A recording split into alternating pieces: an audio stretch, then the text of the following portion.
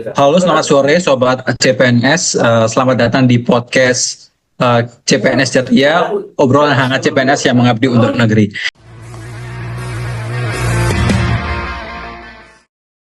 Jadi hari ini kita akan membahas salah satu topik penting dalam perjalanan dasar kita, yaitu tantangan kebangsaan masa kini. Jadi di podcast ini dibuat sebagai refleksi pembelajaran kita dan semoga bisa menjadi inspirasi untuk rekan-rekan ASN sekalian dan masyarakat luas. Jadi bersama saya Ganjar Ageng Wicaksono Siswono dari BP BPK Maluku Utara dan 5 rekan saya yang luar biasa. Mungkin yang pertama saya akan memperkenalkan Florencia Aprilia Watimuri dari BP 2CK Maluku. Halo Kak April.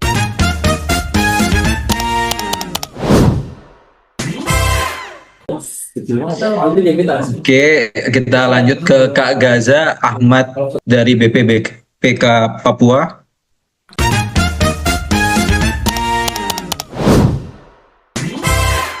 Halo teman-teman. Lanjut ke Gabrielia Angelia BPJN Papua Tengah.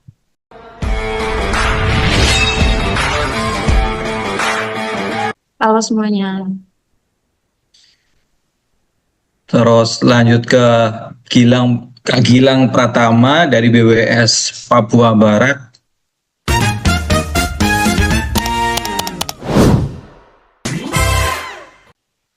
Halo, hormat teman-teman semua.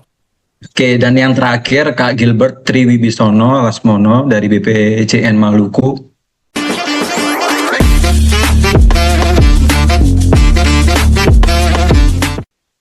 Selamat sore teman-teman. Oke, ya mungkin kita langsung ke pembahasan ya. Jadi kita kan mau membahas tentang tantangan kebangsaan masa kini. Jadi mungkin aku mau tanya terkait pandangan kalian tentang tantangan kebangsaan masa kini itu seperti apa sih? Mungkin kita mulai dari penjelasan dari Kak April. Oke, menurut saya tantangan kebangsaan masa kini itu ada meliputi beberapa hal. Yang pertama, kurangnya kesadaran nasional, di mana kurangnya kesadaran masyarakat tentang pentingnya mempertahankan negara. Selain itu ada ketimpangan sosial atau ketimpangan pendapatan, ketimpangan antar kelompok masyarakat, dan ada penyalahgunaan kekuasaan dan wewenang untuk kepentingan pribadi yang berakibat kepada korupsi. Oke, kalau dari Kak Gaza ada tambahan nggak atau punya jawaban yang lain? Kalau dari sepengamatan saya dari lingkungan kerja saya sekarang ya, yang paling rawan saat ini itu kepentingan konflik sama korupsi. Tapi yang paling terbesar itu korupsi sih, karena bisa merusak semua aspek pembangunan bangsa. Ya Kak? Kalau dari Kak Gilang gimana? Kalau tantangan saat ini apa yang melihat fenomena yang ada sekarang ini, saya ada 3 tantangan sebenarnya, ada 3 fenomena yang menurut saya itu sangat-sangat viral sekarang. Yang pertama itu korupsi, Pak. Korupsi ini kan kita bisa tahu ya nilai fantastis dari korupsi Pertamina. Terus baru-baru ini juga ada dari instansi PU yang kena OTT di Sumatera Utara. Yang kedua itu kepentingan pribadi, ya sama-sama kita ketahui ya dari kepentingan pribadi tersebut biasanya akan terjadi tindak korupsi. Dan yang ketiga ini lebih general sih untuk isu ini, yaitu tantangannya itu kita darurat judol dan pinjol ya Pak ya. Di mana saat ini bukan hanya ASN ataupun orang dewasa, anak-anak semuanya terjangkit virus ini, judol dan pinjol.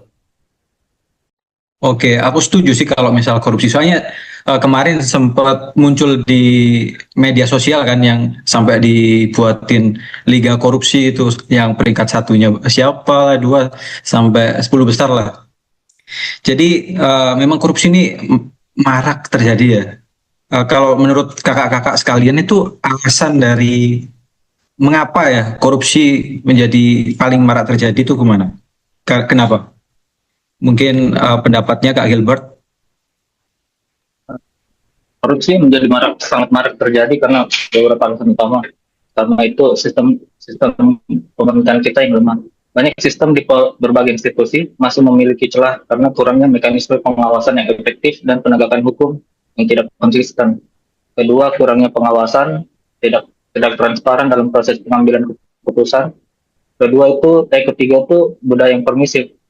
Contohnya di budaya ketimuran daerah saya itu namanya Mapatabe yang sering disalahartikan sebagai pintu awal gratifikasi. Oke, tadi ada sistem terus terkait pengawasan sama budaya permisif ya.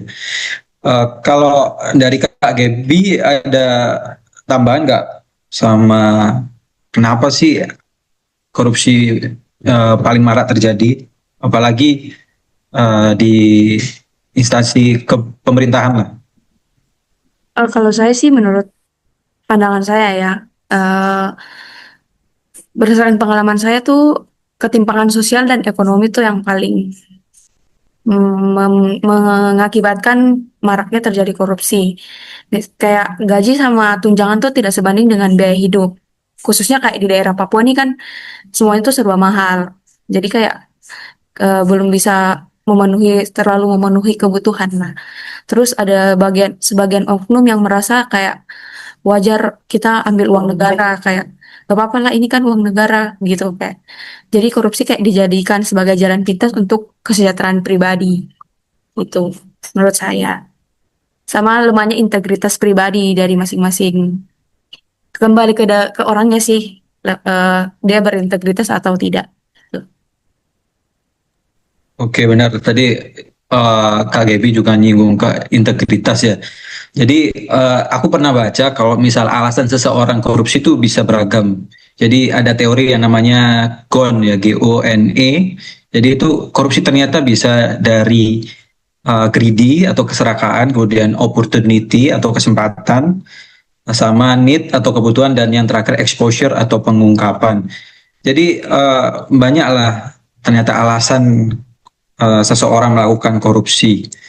Eh, jadi aku mau tanya sih, menurut kalian ya sebagai ASN muda, langkah apa yang akan dilakukan untuk mencegah korupsi?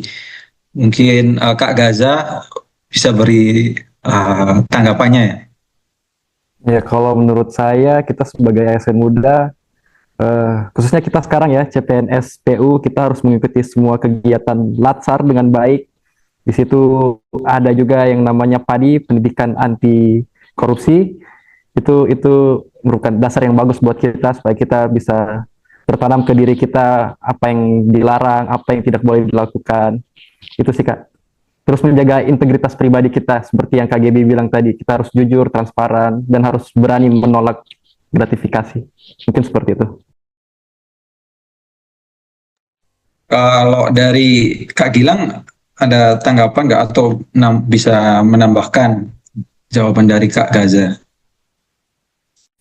Kalau ini secara pendidikan itu saya setuju ya dengan Mas Gaza ya. Cuman untuk cara implementasinya di lapangan atau aktualnya di lingkungan kerja itu pertama kita harus disiplin ya. Disiplin ini bisa dimulai dari datang tepat waktu, kemudian pulang tepat waktu juga, kemudian mengikuti aturan dan peraturan yang ada dan yang berlaku di instansi. Dan menurut saya yang paling penting selain disiplin itu kita harus ini ya membudayakan yang benar. Jangan membenarkan sebuah budaya. Ya yang mana budaya kita sama-sama tahu lah. Maksudnya ada mungkin beberapa oknum ya, oknum-oknum senior yang mungkin tidak sesuai dengan dengan core value-nya ASN yang berakhlak seperti itu. Ya saya komitmennya disiplin dan juga integritas ya. Itu sih. Mungkin Kak April ada tambahan atau dirasa cukup? Kalau menurut saya, untuk menghadapi hal itu, yang pertama memang kita harus jujur. Sebagai PNS yang berakhlak itu kita harus jujur, profesional, dan bertanggung jawab. Kalau menurut Kak Gebi, kalau misal dihubungkan sama core value-nya ASN-nya yang berakhlak, itu untuk mencegah korupsi itu poin yang apa ya?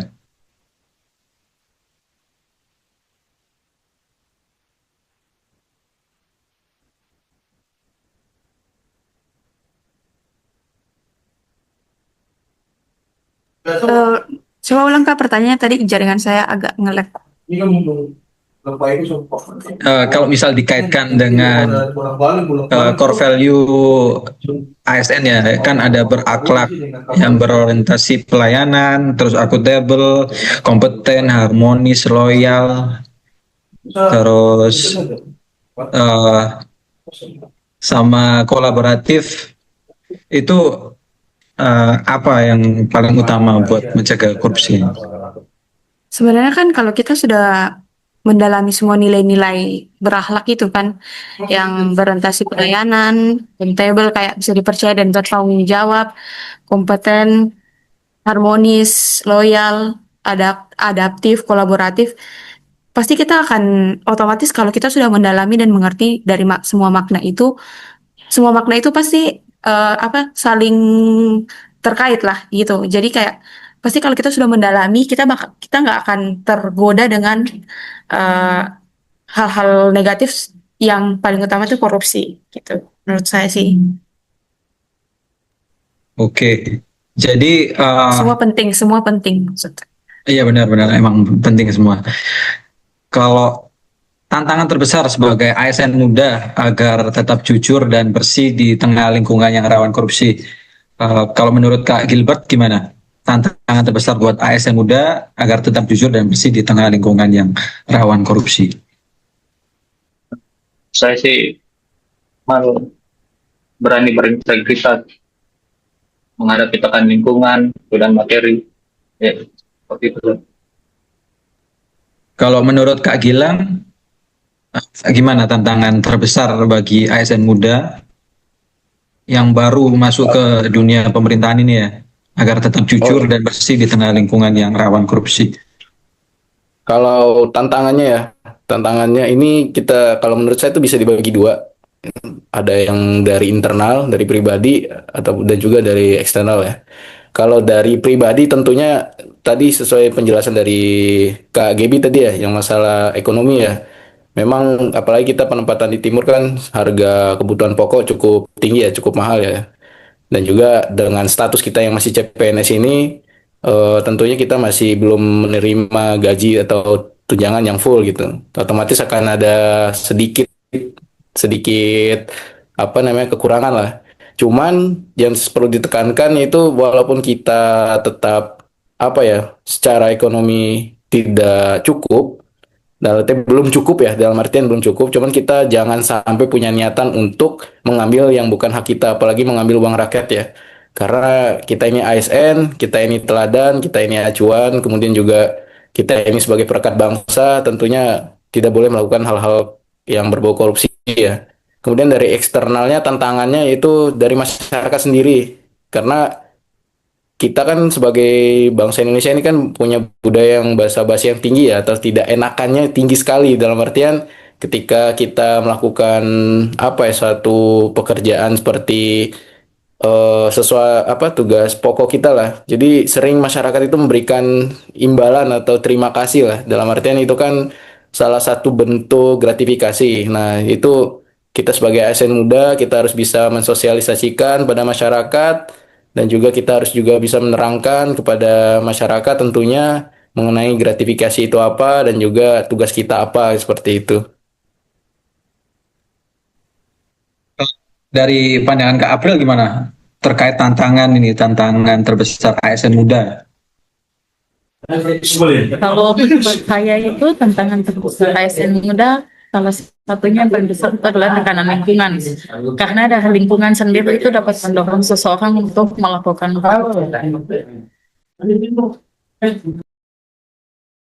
Oke, eh, kita langsung ke pertanyaan selanjutnya. Jadi, jika ASN muda hanya bisa melakukan satu hal, apa yang menurut kalian penting untuk dilakukan? Mungkin mulai dari Kak Gebi. Aku ingin dengar jawaban kalian sih. Misal dapat melakukan satu hal, apa yang paling penting buat kalian agar dapat menyelesaikan korupsi? Setidaknya mengurangi lah.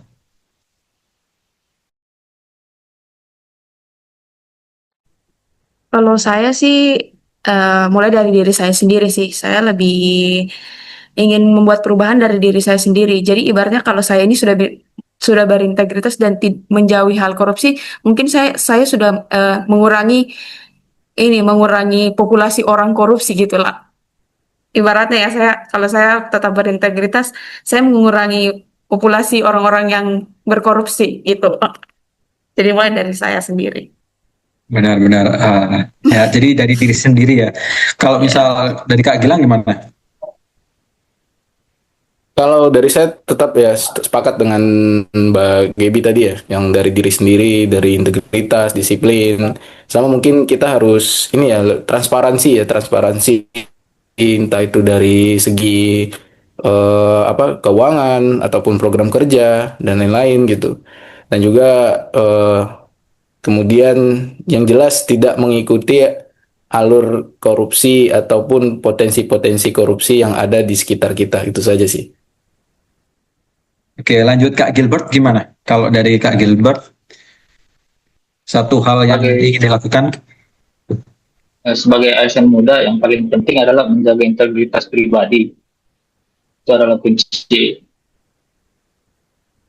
untuk kejujuran dan moral. Seorang ASN muda tidak hanya melindungi diri dari jerat korupsi, tapi juga menjadi teladan bagi orang lain. Integritas yang kuat akan menciptakan efek domino positif di lingkungan kerja kita dan masyarakat sekitar. Oke, kalau lanjut ke Kak Gaza. Kalau menurut saya hal yang paling penting itu adalah kejujuran. Kalau kalau kita semua jujur, tidak ada yang tipu-tipu, tidak ada yang tilep, tidak ada yang memanfaatkan kekuasaan, pasti semua akan berjalan dengan baik. Semua pembangunan di Indonesia pasti akan rata. Jadi itu sih Kak, kejujuran.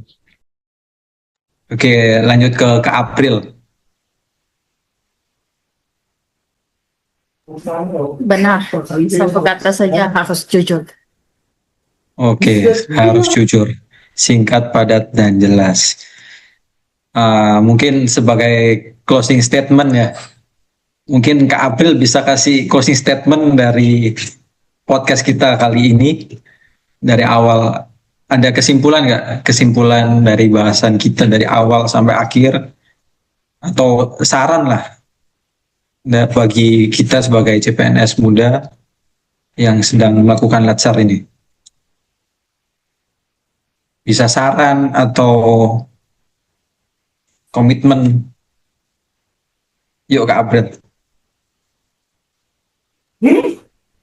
Untuk ASN muda, kita hanya perlu meningkatkan kesadaran. Karena kesadaran itu sangat penting untuk mencegah kita dari bahaya korupsi dan pentingnya menjaga integritas. Dalam dunia ini, dua ilmu yang paling mahal dalam hidup ini. Yang pertama, ilmu tahu diri, dan yang kedua, ilmu tahu batas. Dengan ilmu tahu diri, kita bisa menyadari siapa kita dan dari mana kita berasal. Sedangkan ilmu tahu batas akan menyadarkan kita kapan kita harus berhenti. Tahu diri dan tahu batas akan menjaga kita dari kesombongan dan mencegah kita untuk melakukan hal yang salah.